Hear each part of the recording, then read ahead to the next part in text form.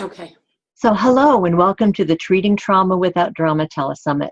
I'm your host, Dr. Patricia Sherman, and I created this summit to address the needs of so many mental health practitioners I know who want to be able to treat clients who have experienced trauma, but are afraid to because they don't want to hurt anyone. My guests were especially selected to put you at ease about that. They'll help you realize that you already have many of the qualities you need to do well, and will provide you with some strategies that will help you feel more comfortable and skilled. I'm so glad you're here and know that you will love listening to my guest, Dr. Nancy Morgan. Dr. Morgan earned her master's in industrial organization psychology from San Francisco State University and her PhD in clinical psychology from the American Schools of Professional Psychology, now Argosy University. And then she began a long association with the Portia Bell Hume Behavioral Health and Training Center in the San Francisco Bay Area. She's licensed in both Oregon and California and is presented and trained on trauma-informed interventions regionally, statewide, and at the national level. Nancy will be presenting at the 18th International Conference on Psychology and the Behavioral Sciences this June in Rome, Italy, on the topic of clients as teachers, the 7 qualities clients most desire in a therapist. She currently works as the Director of Behavioral Health at Life Moves, Northern California's largest agency dedicated to breaking the cycle of homelessness, where she's developed a trauma-focused, mindfulness-based training curriculum in which she teaches, supervises, and mentors graduate psychology students. So welcome, Nancy, and thanks for being here today. Thanks so much, Pat. Moving away from the actual questions I was going to start with, tell me about the 7 qualities clients most want in a therapist, and how did you find them? Well, the way I found them was actually over a decade ago when I was at the Hume Center doing some work with groups. That I was in a kitchenette area back from our conference room that we shared, multi-use space. And so from the front office of the conference room, when you come in, you can't see if somebody's in the kitchen. And I was in there, and there was a young woman at the computers at the side of the room, and I heard the door open and a pen went skipping across the table. And I heard somebody say, "I hate them." And I stepped out from behind the kitchenette area, and I looked, and it was a young graduate student. And I said, "You hate them?" She looked up at me, and I said, "The clients?" And she said, "Well, they won't do anything I tell them to do, and they won't listen to me." And I at first had a really strong reaction to that. I had a sense of, oh, we're in trouble here. This is the beginning of the training year. And I also had a deep appreciation for her. It took me that night going home and really thinking about what it might be like for her, because you think about all the time and energy and money she's put into graduate school. And now it's time to really, really work with clients. And these clients had extensive trauma histories, and she was doing everything she could, and nothing that she thought that she could think of doing was working. So the next day I connected with her and asked if I could co-facilitate and maybe we could go off script. She said, okay. So we went into the room together, and I introduced the concept of possibly using the clients as teachers that day. And rather than listening to what we might have to say, perhaps they could tell us the qualities they most desired in the therapist that they had seen over many, many years. And everybody was interested. So we had probably 12 to 14 people there, and we just started writing down all the qualities that they told us on the blackboard. And we had somewhere over 40. And then we asked them if we could go through and we could narrow it down so we'd have as little redundancy as possible. And then to rank the top 7. And it changes with regard to the context often of where it's asked. But here's what doesn't change, Pat. Listens is always in the top 7 in every time I've done this work. Understanding and compassion. Listening, understanding, and compassion. The top 3 every time. And then it will be various others that may be, and Control makes it up there too. And then the others might be thorough or patient or some other quality. But that's what they told us. And that's when I began presenting on it that year at my first conference. I felt it was so incredibly valuable because what I recognized from that was this young student and all the students have these capacities in all of us. Yeah. They have them there, but there is no place in their graduate training, unless they're very, very fortunate, to be able to learn how to cultivate those qualities. And yet they're the very qualities the clients are asking for above all else. Yeah. And that basically began this process of really looking at what the clients can teach us and how we can learn to listen and to use what they've given us. That's beautiful. And I'm also thinking how courageous that student was, that intern was, to say that she hated them, because that would be difficult. Yeah. Yeah. A lot of times people don't ever really reveal what's going on. They keep Right. that stress inside. Right. Yeah. And, Pat, she didn't hate them, but she No. hated feeling so stuck herself. Right. Yeah. Mm-hmm. So how did and when did you first start to treat trauma? It was back then, it was in the late 1990s, working in partial hospitalization settings. I didn't know trauma at that point. I just knew the clients that came in. I didn't have enough of a history of knowing what their experiences were in life or what they had successfully adapted to in order to survive in their lives.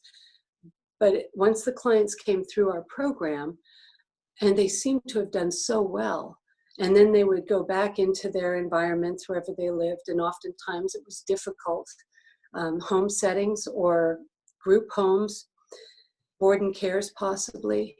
They would end up within typically 6 months back in the county hospital psychiatric unit, sometimes in 4-point restraints, almost always heavily medicated. And they would come back into our program with a sense of depletion and disillusionment.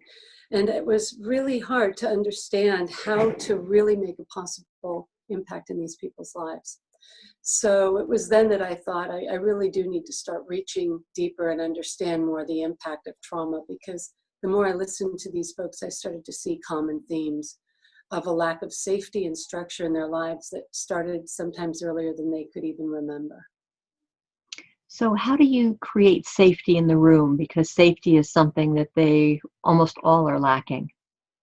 Yeah, that's been my experience too, is that safety and structure are the two most important things that we can offer, like the wings of a bird, one and the other. And so what I do is I myself do this, but I work with the students to do this too. The first thing we do is model. So first we're going to hear what the clients say. We're going to really remember to listen. And one of my great mentors offered me this when I was a graduate student. When you're sitting with somebody, no matter how irrational, no matter how agitated they are, and you notice yourself wanting to naturally pull away, note that and stay where you are and come forward emotionally or even physically, gently. Let that person know you are not going anywhere. Let them know that you're there to maintain the safety in that room and that you want to hear what they have to say. And that's one of the reasons that rather than doing grounding anymore, which I used to do, it's more about hold where you are now and know that I'm very interested in hearing, and start at the beginning and let me know everything you think will be helpful for me to know about why something I just said or did has upset you. And I'm right here to hear it. So it's that engagement with the client that I really try to work with the students on cultivating. Yeah, that really attending, the not being afraid of what's going on, not being afraid of their saying that we did something that was upsetting. Be willing to listen to that. That's right. Yeah. That's right. Yeah. So what do you wish you had learned when you were in school to prepare you for trauma treatment? I wish I had known, well, in my perfect world, the body keeps the score would have been written sometime back then. Right. Come on, Bessel. Thank goodness for Judith Thurman, and Bessel's work.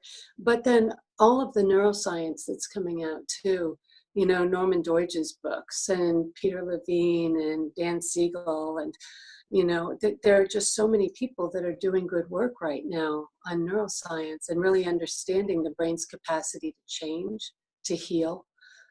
I didn't have those then. I wish I'd had that.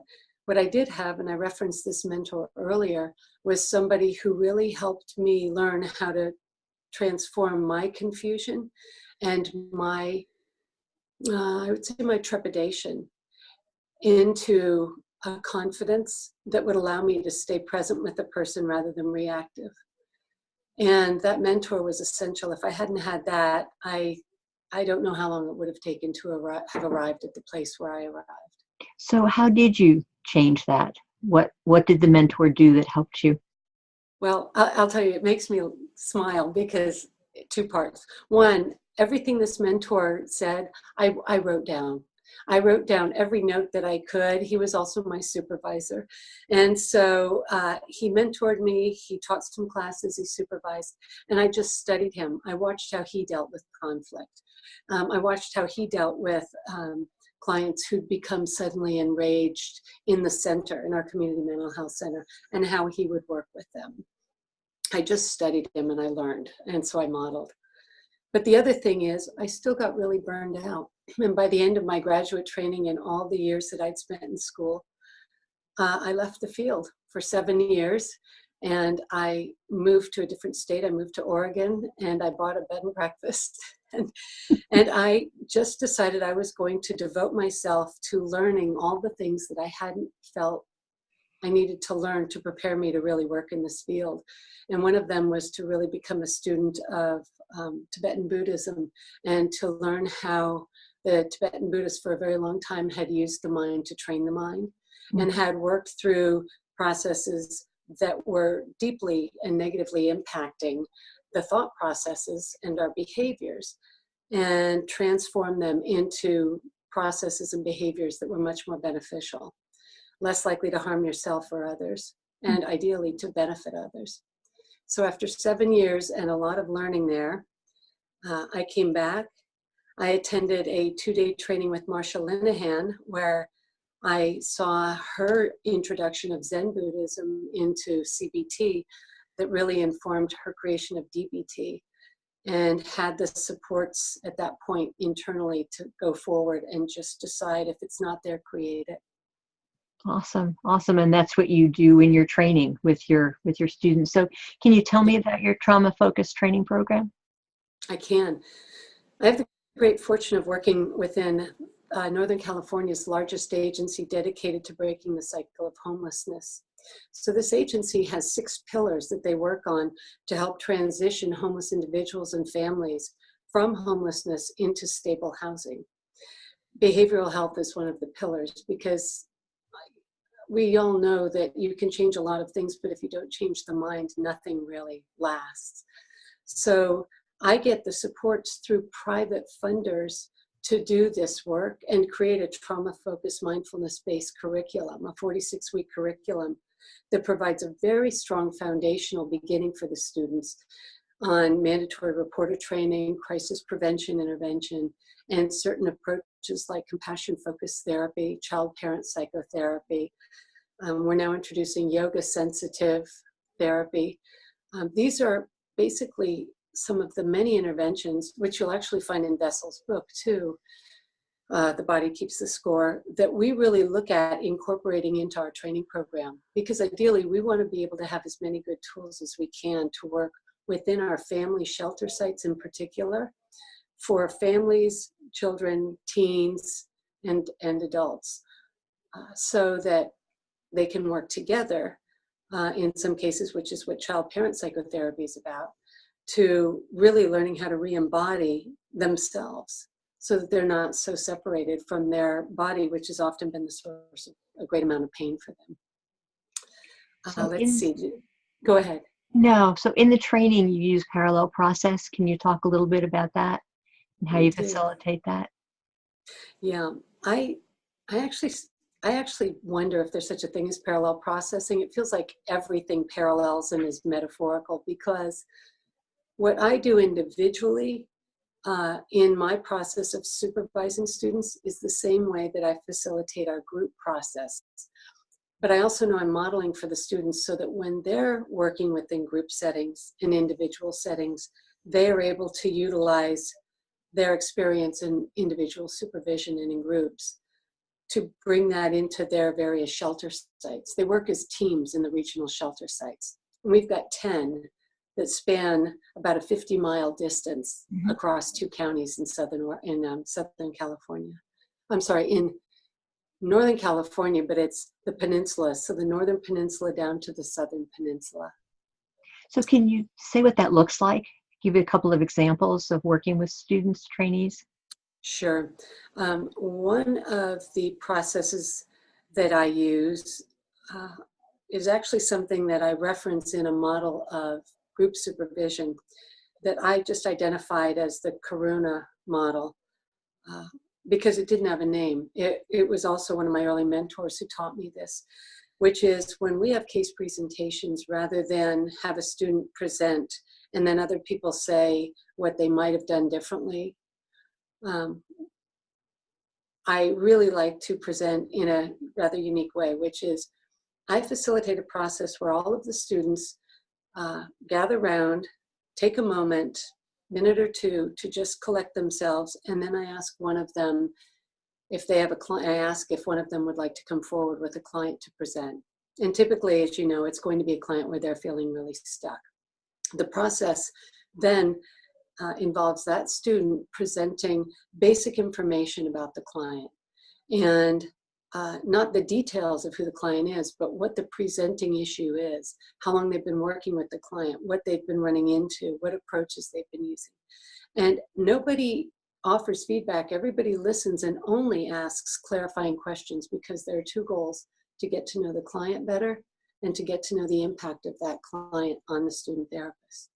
So once the clarifying questions are answered, we have a pretty good sense of what's going on in the room. And then the presenter is asked to be quiet and just sit and listen. And everybody goes around, but they share their experience of what it was like to hear this presentation. So for instance, they may say, I found myself just feeling really sad, feeling like this client has dealt with so much, and then also having a real sense of empathy around what that might be like for you to be in this session with that client, and your concerns about the client, since they might be getting stable housing and leaving, which is a good thing, but you might not be able to complete the work you wanted to do. So as everybody goes around and shares more from their experiential place, at the end, what we find is the student then who presented, after hearing it all, offers back what it was like to present, and if anything beneficial came from the process. And I have yet to see a student who doesn't feel more energized at the end, and also very grateful for having received that sort of direct feedback on an experiential level. It's fascinating. Okay. I've never heard of that before. Well, it didn't have a name, and the reason I call it Karuna, that's compassion in Sanskrit, it's because my mentor was from India, is from India, and it's an homage to him in thanking him. So it seemed like that made sense. Beautiful. Beautiful. But that's how supervision is also. One-on-one supervision, I sit with the student and I ask the same exact process. I ask the student to tell me what's come up for them this week with a particular client, and we go right through the same process again. So I can really understand what's going on with the student. And often in my clarifying questions, the student starts to hear him or herself answering and starts to recognize places that they were stuck, but they hadn't been quite aware until the questions were asked. Which again is the parallel process with the client. So right. To experience that and learn that. Exactly. Yeah. Very cool. Very cool. All right.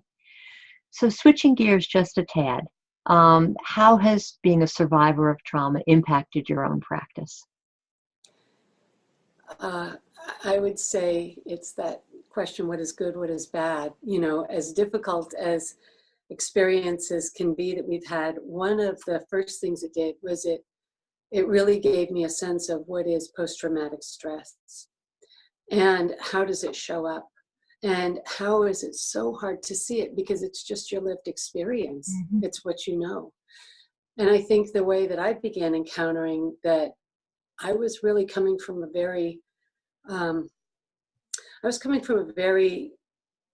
I think, challenged place, because when I would share stories about my upbringing, people around me who I really respected and admired would have these looks of horror, and I would have this aloof, sort of distant, almost joking kind of way to talk about it. And I could see the sincerity in their eyes, which when they'd look and they'd ask questions or they'd give comments, made me feel like an outsider. It wasn't anything they were doing. I just realized, wow, this is, how come I'm not asking these same questions of myself? Mm-hmm. Mm-hmm. So it really educated me around what it is like to have post-traumatic stress.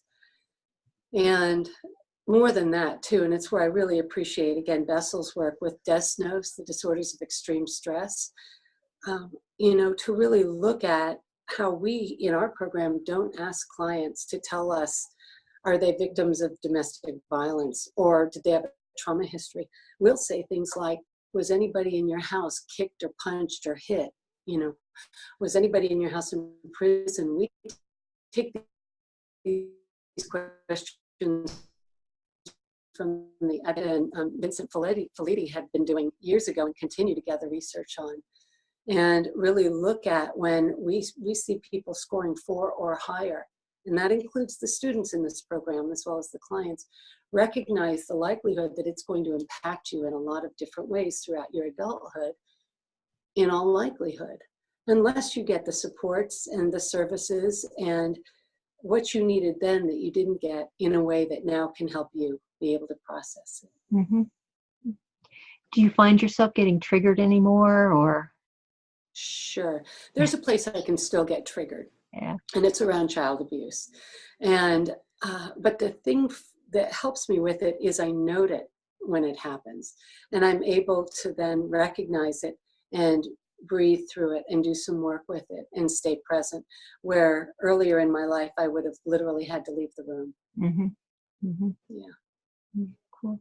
So what approaches have you found to be most helpful in treating trauma? Without question, the approach that I have found that is not only most helpful, but is truly transformational and healing is internal family systems approach. I've never encountered anything that had the capacity to make change possible and make it be known to clients in the way that IFS does. Also mindfulness practices, but mindfulness practices without the supports. We don't live in nunneries or monasteries. We have our busy lives. So we don't get that really deep immersion into practices that can be very transformational. So given that, I think that's a great support if people develop their own mindfulness practices, maybe yoga, breathing practices, meditation. But right now, for my money, it's internal family systems and all of the neuroscience that's coming out right now about neuroplasticity. Cool. Can you talk some more about IFS? Dick Schwartz is going to be on the program, but wonderful. Yeah. That's what, if I could have known about IFS back when Dick was developing it, it would have been a different future for me. I would have been able to offer so much sooner in my capacity as a therapist and as a supervisor. It's a model that I believe is really elegant in what it's able to offer. It looks at, and if Dick's going to be speaking to this, I will just tell you from my perspective, I love the notion of the interconnectedness of all things and the multiplicity of mind, that we are not one simple, rigid, fixed identity, that we have many aspects to us and they are not to be pathologized, though they can be pathologized in their extreme form, which we see in dissociative identity disorder, or you'll see in certain symptom presentations associated with borderline personality disorder, or even aspects of bipolar disorder. So IFS really looks at the theme of multiplicity of mind, and what makes it a real shift in the paradigm of working with trauma, the healing is coming from within, from an essence that we all have, that from my Buddhist training I would call Buddha nature. But I know people with a Christian background that'll call it Christ consciousness. And other people who will just say, it's my essence, it's the core of who I am when everything else is moved away. And what needs to be moved away in IFS are those parts that have now taken extreme roles. So the moment for me that I would have encountered child abuse, anybody talking about abusing a child, I really would have felt the need to leave the room because there was such a protective part in me that wanted to stay safe. So when I'm able to look at working with those parts to move them from their extreme roles into a more balanced place, but doing that through that person's own connection with their own innate essence. It almost sort of ventures on the non-conceptual when we start talking about these things, but it's an embodied learning. And when you just stay curious and ask clients and you listen to what they're saying, they will often give us all of the trailheads we need to go down to be able to get the answers that they hold within themselves. So we become the facilitators of that process. Can you give an example or two of someone you've worked with that you've helped through that process? I can think of, well, it's right now the primary work that we're doing here, one of the areas that I really emphasize in the training. But I think probably I want to go back just a little bit earlier, even than my awareness of IFS, which has only been within the last 3 years.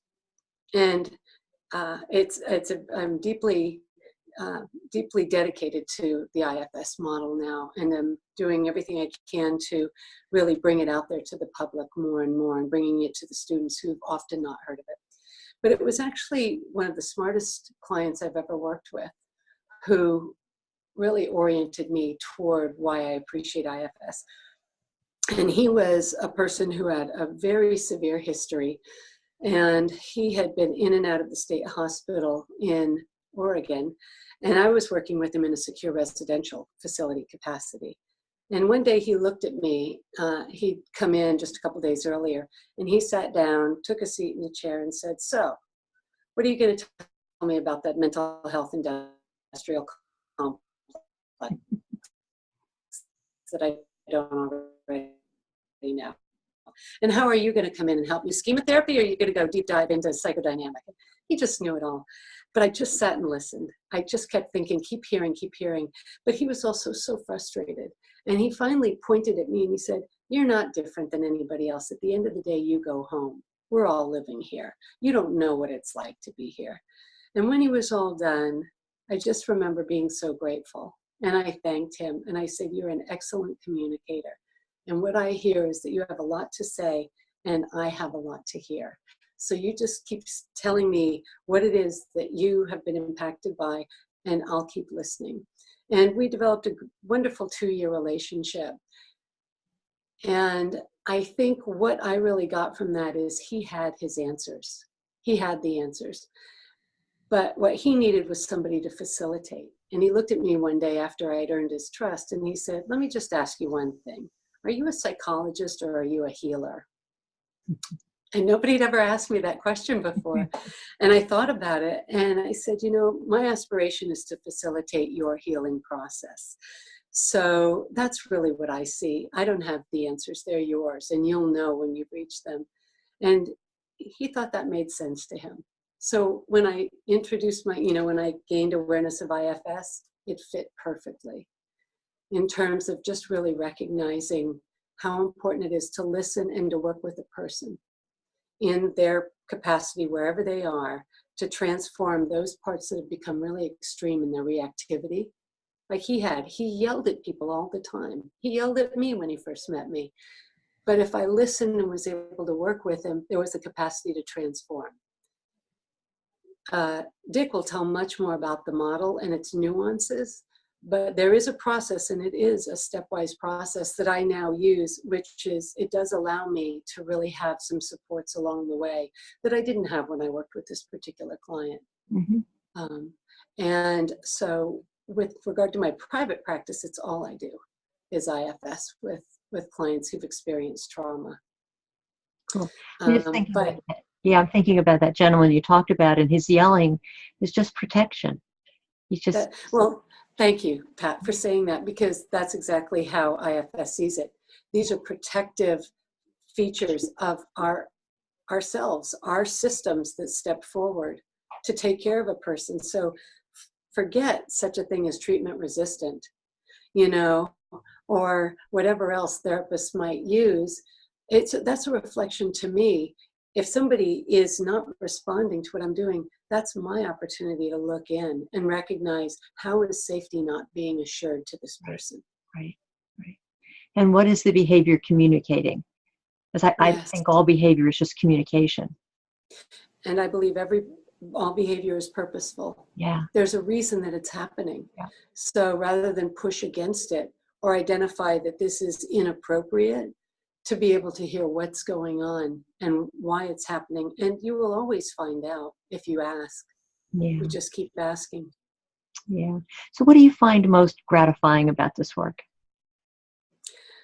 I really love the era that we're in right now.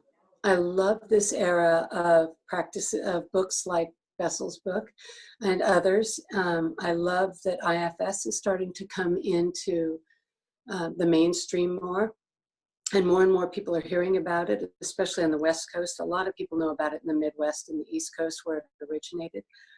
I think the neuroscience is brilliant.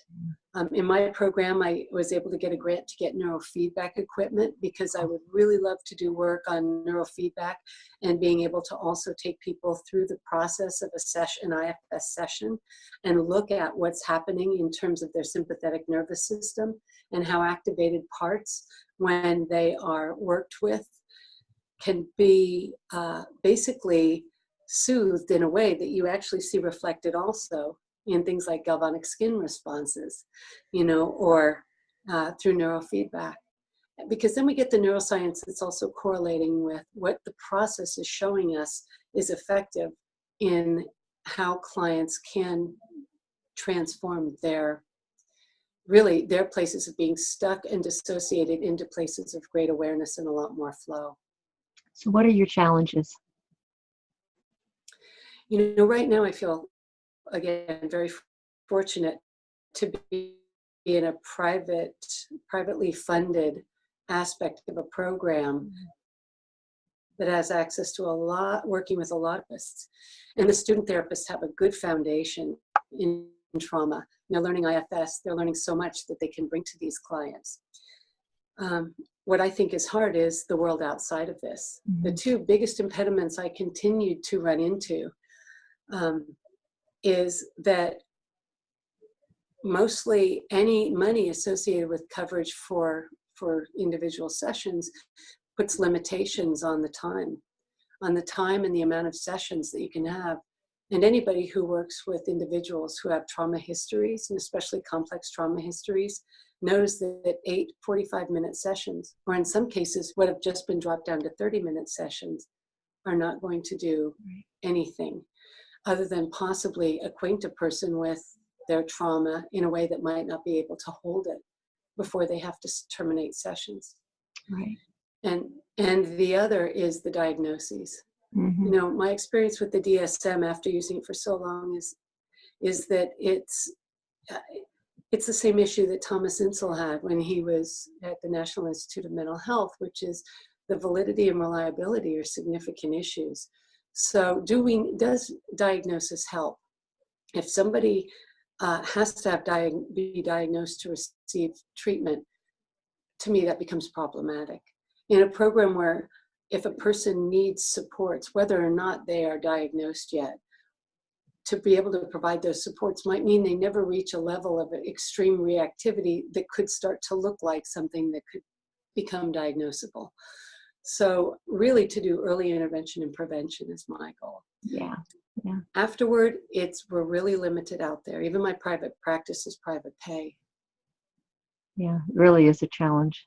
Yeah. So any final words of advice?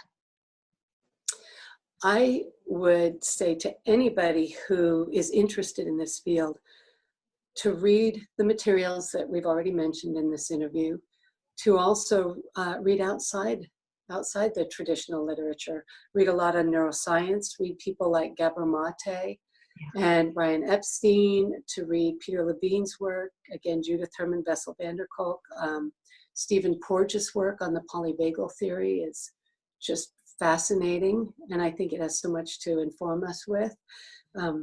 Candace Pert, I really appreciated her work on molecules of emotion. Anything that will offer us an opportunity to have greater awareness of our own minds. I think will facilitate us in doing this work with others. I also encourage the students that I teach to read biographies and autobiographies and works of fiction about people who are Yes. having challenges. Thank you for mentioning that, because there are two people, we have Jameson's An Unquiet Mind, and then you also have Ellen Sachs' The Center Cannot Hold. Mm-hmm. Two really wonderful books I'd recommend. You've got Eleanor Longden, who is part of the Hearing Voices community. And she had a piece, she has a TED Talk that I'd highly recommend. And also, so does Ellen Sachs, a TED Talk on psychosis that I would highly recommend. Yeah. I think that lived experience can be so informative, particularly for students. So thanks so much, Nancy, for being here today. I think you have a gift for the audience. Would you tell them about it? Actually, what I have was for anybody interested in developing curriculums within any agency, and it doesn't have to be a mental health agency. It can be any agency that has the potential to create training sites and offer training for graduate students at the master's and doctoral level to help support the clients that they serve. Then I have a curriculum that I have available that can span between 42 and 46 weeks of a training year, and then materials and lists of references that augment that curriculum. And my hope would be for anybody who wants to take a step into this trauma-informed, mindfulness-based world, that this would provide a foundation for that. Thanks so much. And thanks everyone for being here. I hope you got as much out of Nancy's interview as I did. And opt in for her offer. I've seen the material. It's wonderful. And even if you're not going to set something up yourself, it's a self-study course for you so that you get a lot of ideas about readings that would be good. All right. So thank you very much, everybody. Bye-bye. Thank you.